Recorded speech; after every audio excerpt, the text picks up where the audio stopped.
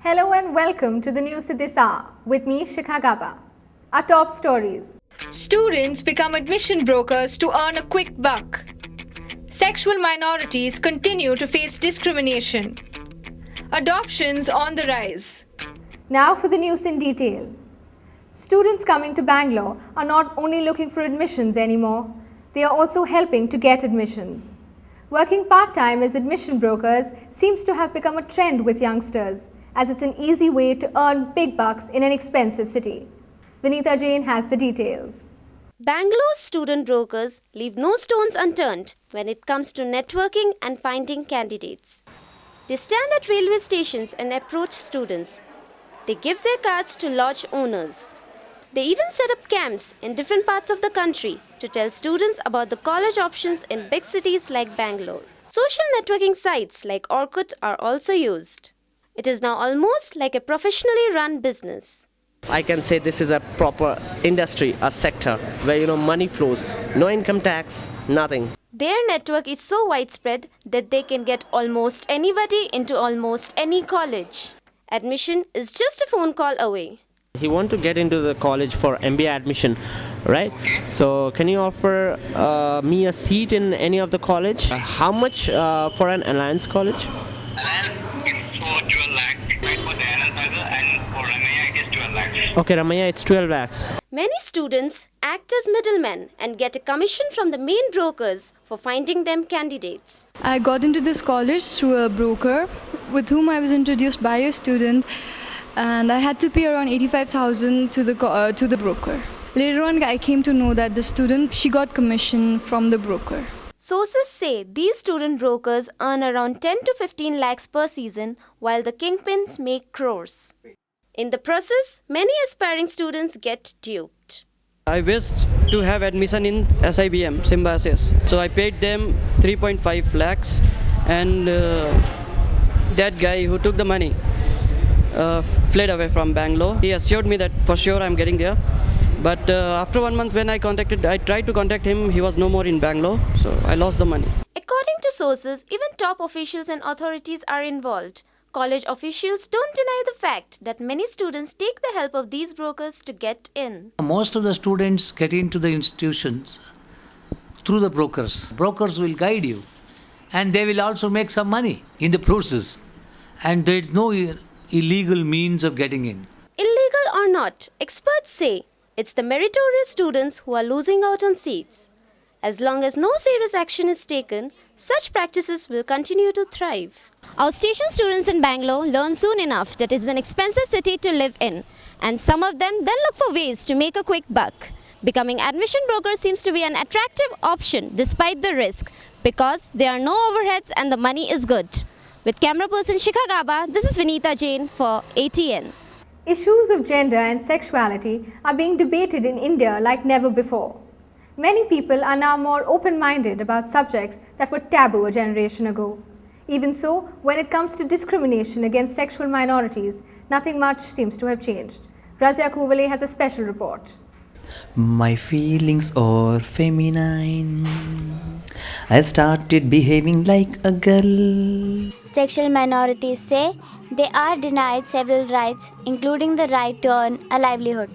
Companies do not want to give them jobs, so they are forced to beg and sell their bodies for survival. I want to work as a woman, and I wanted to approach the government for a job. As a hijra, I want to wear a sari to work, but everybody thinks our character and behavior are not good. The Kotis are another sexual minority. Kotis are born male but have feminine characteristics. Like the hijras, they also face discrimination at many levels.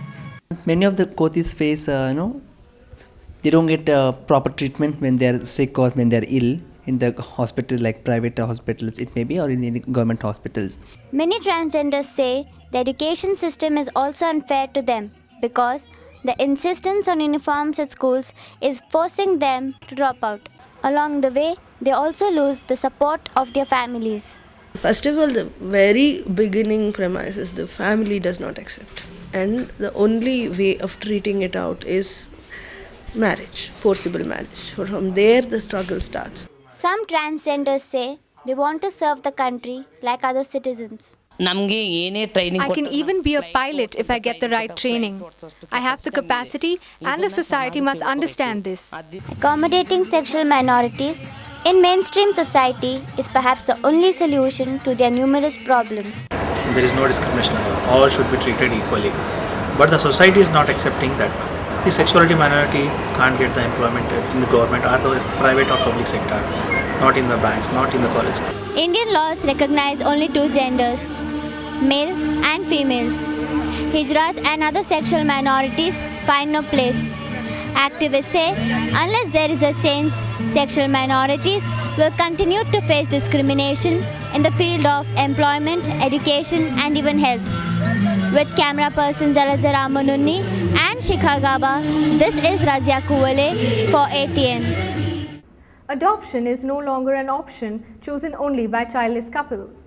Increasingly, single young men and women and couples who already have children are taking the help of adoption agencies to find that special baby.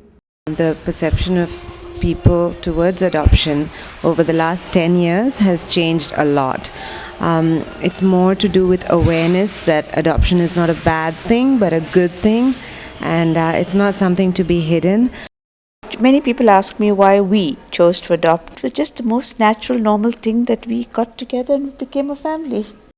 I'm single and I'm looking for an adoption. So I think it's been more than 2 years and they don't want to give to someone like who is below 32 years or something.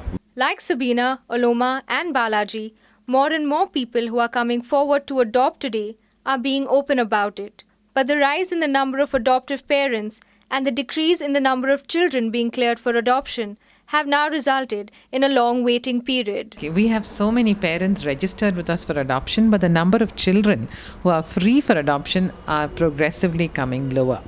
So this means that we have about 250 parents on our waiting list, and the number of children cleared per month could be just 2 or 3. So we have like almost 18 months to 24 months waiting period. This was not the scene many years ago, when there were more children and fewer families waiting to adopt. In fact, orphanages were very happy if somebody even came forward to adopt. And people only adopted at that time if they had no children. And it was this great big secret. The scenario has changed now. Experts say over the years, more people have chosen to adopt. And suddenly, the number of children available in orphanages has seemed to dwindle. Today, the number of people waiting to adopt are more than the number of children available. This is a clear indication that the rates of adoption have increased. So those waiting to become adoptive parents will have to be prepared to wait up to 2 years before they can bring home their bundle of joy.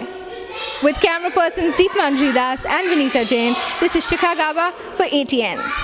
Have you heard about revirgination? We'll tell you all about it after the break, so don't go away.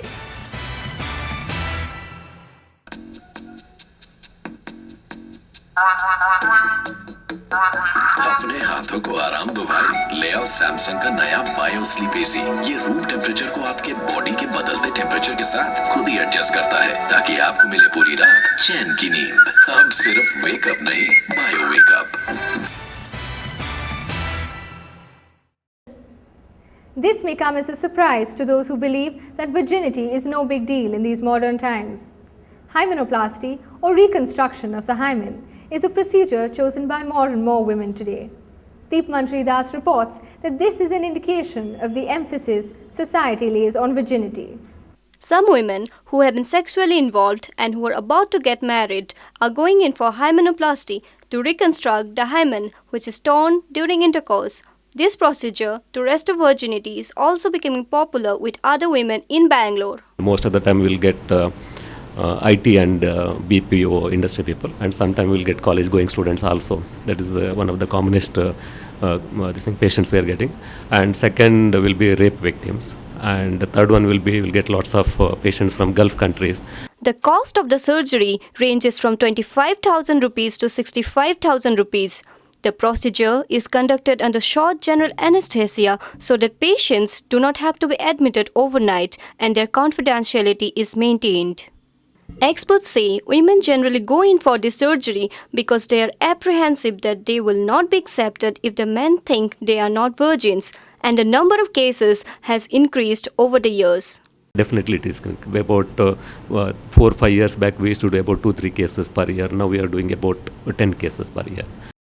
With an increasing number of youngsters choosing live-in relationships and easier mingling of sexes at work, gyms and other places, sex before marriage is not uncommon. But when it comes to marriage, the demand for a virgin bride continues. I'll prefer a girl who is virgin because I am virgin, that's why.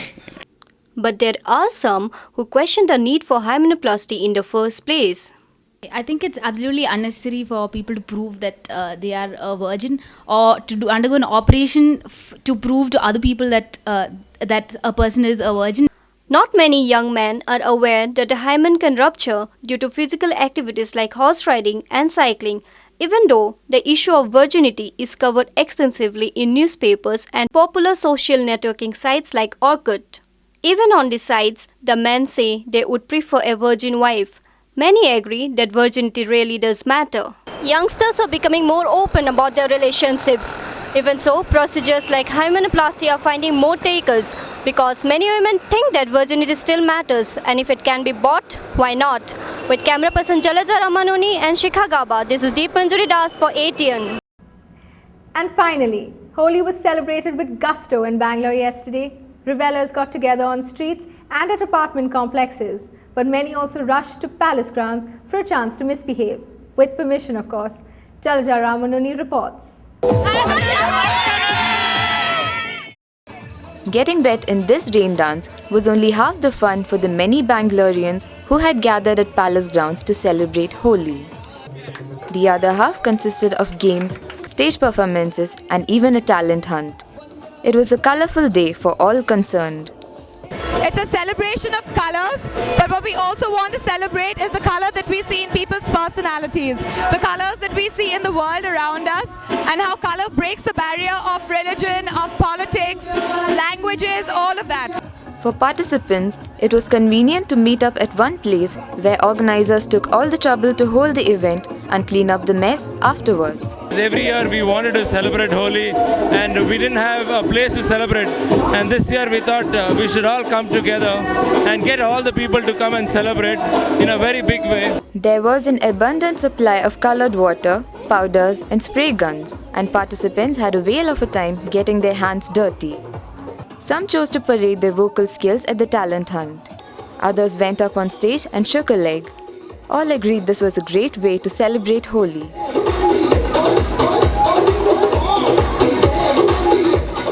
Years ago, Holi used to happen on the road when I was in college in school.